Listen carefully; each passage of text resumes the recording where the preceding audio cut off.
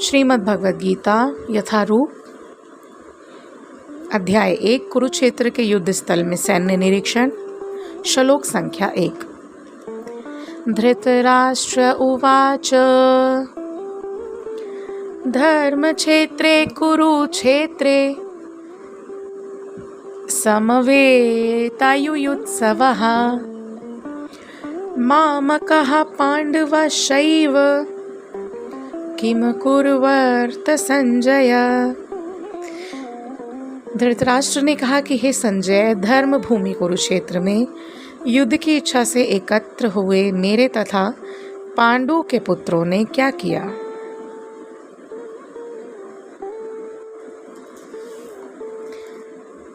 तो यहाँ धृतराष्ट्र द्वारा प्रश्न पूछे जा रहे हैं उनके सचिव यानी संजय से।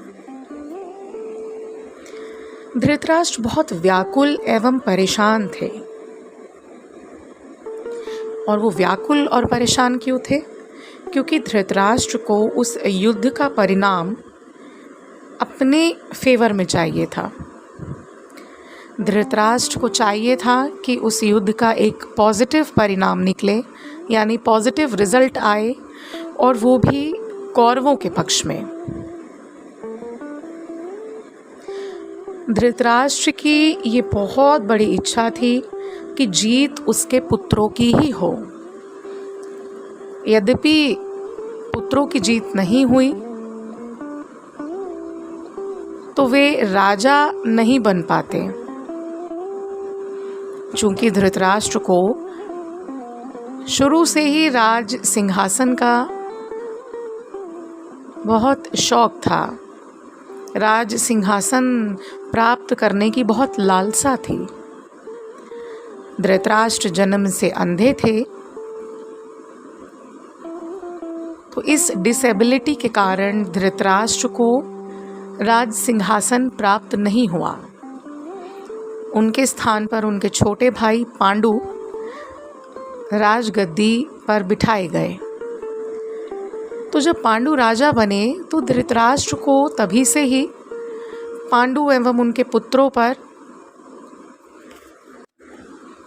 क्रोध आया, और इसी क्रोधवश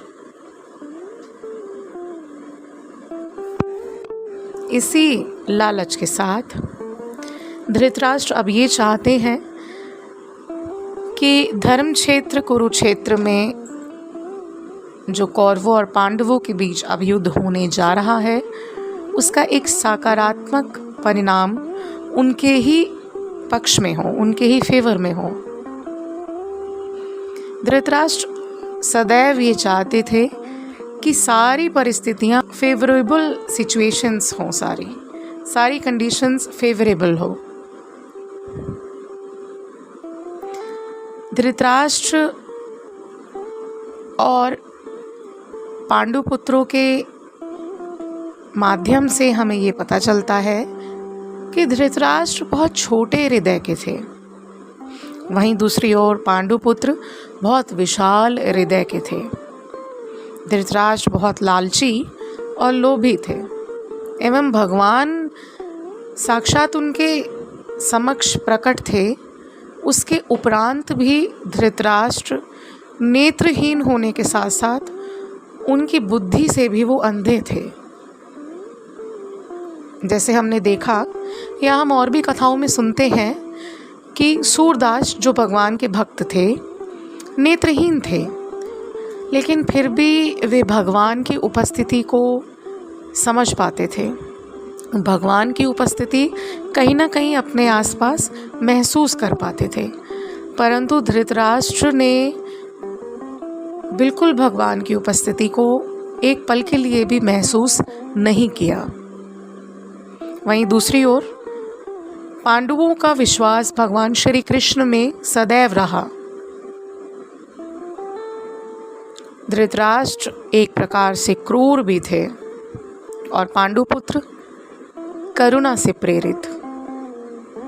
धृतराष्ट्र का चरित्र बहुत दुराचारी पुरुष का दिखता है, वही पांडुओं का जो चरित्र है वो एक महान पुरुष और साधु पुरुष जैसा प्रतीत होता है। धृतराष्ट्र अन्यायी थे, वो न्याय करना नहीं जानते थे।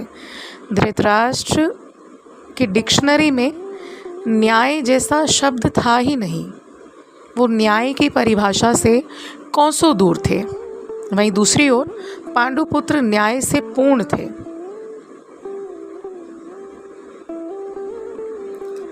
धृतराष्ट्र केवल और केवल अपने और अपने पुत्रों का ही हित चाहते थे। वहीं दूसरी ओर पांडुपुत्र सभी का हित चाहते थे। धृतराष्ट्र परिश्रम या संघर्ष करना नहीं चाहते थे। वहीं दूसरी ओर पांडुपुत्र स्वयं के कर्म एवं कर्तव्यों पर ही ध्यान देते थे। धृतराष्ट्र भक्त नहीं थे और पांडुपुत्र शुद्ध वैष्णव थे। और इसी का ही रीज़न है, इसी का ही कारण है कि दुर्योधन ने भगवान की नारायणी सेना को चुना और पांडुपुत्रों ने स्वयं भगवान को चुना। धृतराष्ट्र नहीं चाहते थे कि कौरवों और पांडवों में समझौता हो, किसी भी प्रकार से उनमें कोई बात बने। धृतराष्ट्र ये कभी भी नहीं चाहते थे।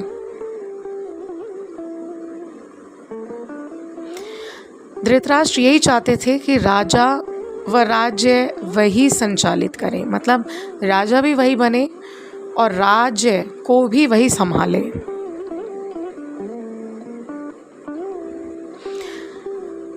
श्रील प्रभुपाद इस श्लोक में हमें ये भी बताते हैं कि भगवत गीता हमें गुरु परंपरा से सुननी नहीं चाहिए। भगवत गीता हमें गुरु परंपरा से सुननी चाहिए। कोई ऐसे भक्त जो गुरु परंपरा से आते हों, उन्हीं के मुख से हमें भगवत गीता का श्रवण करना चाहिए। और बहुत एक सुंदर बात श्रील प्रभुपाद इस श्लोक में बताते हैं कि स्वार्थ प्रेरित शब्दों का उपयोग वक्ता को नहीं करना चाहिए। कोई ऐसे शब्द जिसमें वक्ता के स्वयं का स्वार्थ छुपा हो, ऐसे शब्दों का चयन वक्ता को नहीं करना चाहिए। इस श्लोक से ये भी पता चलता है कि हमें धृतराष्ट्र की तरह दुराचारी पुरुष बनना है या पांडु पुत्रों की तरह साधु पुरुष। धृतराष्ट्र की तरह दुराचारी पुरुष बनते तो अपना सब कुछ खो बैठते।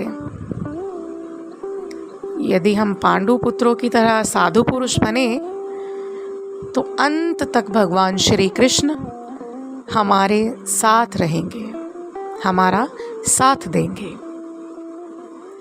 क्योंकि जहाँ भक्त हैं वहीं भगवान हैं और जहाँ भगवान हैं वहीं उनके भक्त हैं।